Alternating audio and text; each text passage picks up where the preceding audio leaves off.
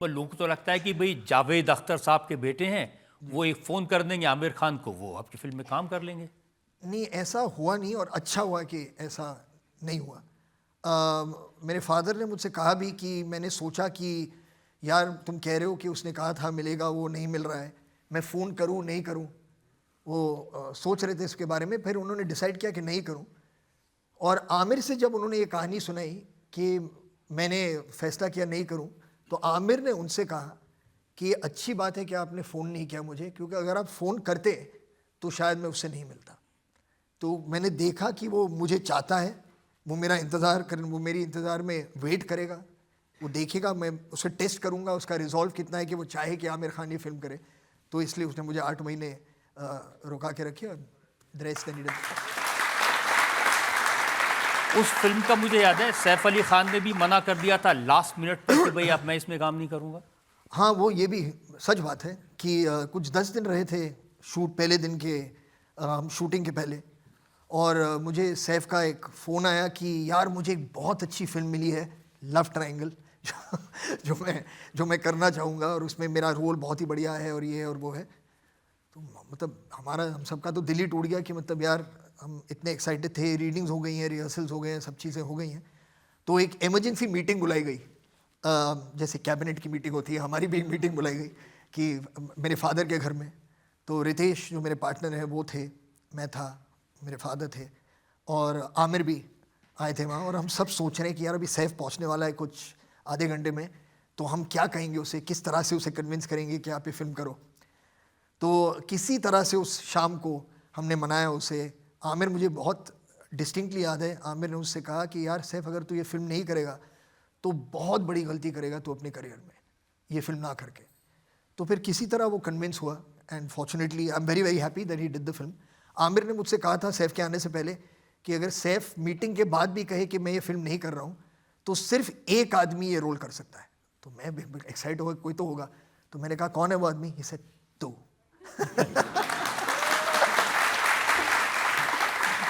लेकिन आपके over confidence की, अति आत्मविश्वास की, गजब की बात अमिताभ बच्चन ने बताई। जी 30 साल की उम्र में आप फिल्म डायरेक्ट कर रहे थे, अमिताभ बच्चन उसमें काम कर रहे थे और आप अमिताभ बच्चन को सिखा रहे थे एक्टिंग कैसे करनी। नहीं नहीं, मैं उन्होंने ये कहा कि मुझे लगा कि उस्ताद जी आ गए हैं और हमें बताएंगे कि हमें एक्टिंग कैसे करनी। जो हुआ था, क्योंकि मुझे वो वाक्य बहुत अच्छी तरह याद है, वो दिन याद है जब मैं उनके कमरे में गया था। तो वो आए थे पहले उनकी शूटिंग की पहली दिन थी, और हम एक आर्मी कंटोनमेंट में शूट कर रहे थे।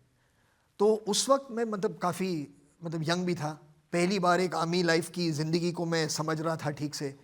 तो हर चीज़, ये जज साहब आपको बताएंगे, उन्होंने तो जी है ज़िंदगी, हर चीज़ इतनी क्लॉकवर्क से होती है वहाँ पर कि आप कुछ लिबर्टी नहीं ले सकते, 2 मिनट आगे 2 मिनट पीछे, ऐसा कुछ नहीं हो सकता। तो उन्होंने हमसे बिल्कुल क्लियरली कहा था कि आप इस कंटोनमेंट में इस टाइम पे आएंगे, आपका काम इस टाइम से इस टाइम तक होगा और फिर आपको इस वक्त तक निकल जाना है इस कंटोनमेंट से, एक कटर स्टैंड भी नहीं बचना चाहिए यहाँ पर। तो वो इतना स्ट्रेस था मुझ पे उस वक्त, उस दौरान, कि काम जल्दी जल्दी हो जाए, ठीक से हो जाए, ताकि हमें वापस परमिशन नहीं लेनी पड़े वापस इस कंटोनमेंट, क्योंकि वेरी रिस्ट्रिक्टेड एरियाज। तो उस दिन जो हुआ कि उनका पहला दिन था, उसमें उन्हें ज़्यादा वक्त लगा उसे परफॉर्म करने में।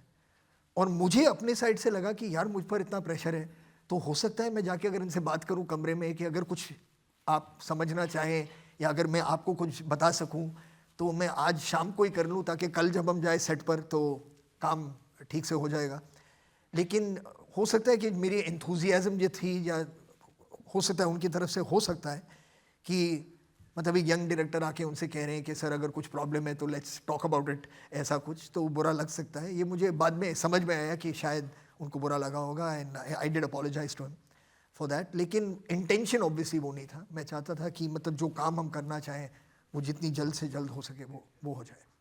तो आसान था उनके साथ काम करना? हाँ, बहुत आसान था एक्चुअली। वो बहुत ही प्रोफेशनल है रजत जी। हम एक सीन कर रहे थे, जिन्होंने ये फिल्म देखी है लक्ष्य, जब ऋतिक ऊपर जाता है और वो फ्लैग, झंडा गाड़ता है वहाँ पर और फ्लेयर फायर करता है, तो दूरबीन पर उनके जो कमांडिंग ऑफिसर हैं कर्नल सुनील दामले, वो देख रहे हैं और वो बहुत खुश होते हैं देखकर। तो वो एक अर्ली मॉर्निंग शॉट, सनराइज़ का शॉट था। तो जब हम जाते थे लोकेशन पर तो बिल्कुल अंधेरा था, क्योंकि सेटअप सब अंधेरे में ही करना है, जैसे पहली किरण आई सूरज की तो हम शूट करेंगे। तो हम पहुँचे वहाँ पर, एक अंधेरे में एक सर्विस लाइट जो क्रू लगाती है वहाँ पर एक जल रही थी, और हमने देखा कि वहाँ पर पहाड़ पे एक आदमी, एक कुर्सियों का एक ऐसा स्टैक लगा हुआ है और एक आदमी बैठा है उस पर।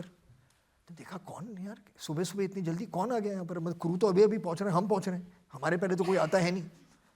तो जाके देखा बच्चन साहब बैठे हैं वहाँ, सीरियसली, बिल्कुल मतलब अपने कॉस्ट्यूम में वहाँ पर बैठे हैं। वो एक अपने आप को इस मूड में ला रहे हैं कि यार मैं पूरी रात यहाँ पर बैठा हूँ, वेट कर रहा हूँ कि कुछ होने वाला है। तो पूरा मतलब वो प्रेपरेशन जो उन्होंने किया, उससे मतलब बहुत कुछ सीखने को मिला मुझे एज अ डायरेक्टर ऑल्सो, और आगे बढ़ते एज एन एक्टर कि मतलब कमिटमेंट क्या चीज़ होती है, मैंने सीखी उनसे। कोई कलाकार इतना बड़ा ऐसे नहीं बन जाता। नहीं नहीं, बिल्कुल नहीं। वो उनका मतलब जो करियर है जो शुरू हुआ है 60s में, वो आप 2025 में इतने साल बाद भी, मतलब आप किसी भी young film maker, young writer, young director से पूछिए आप किसके साथ काम करना चाहेंगे, सभी के नाम पर, सभी के ज़बान पर होगा अमिताभ बच्चन।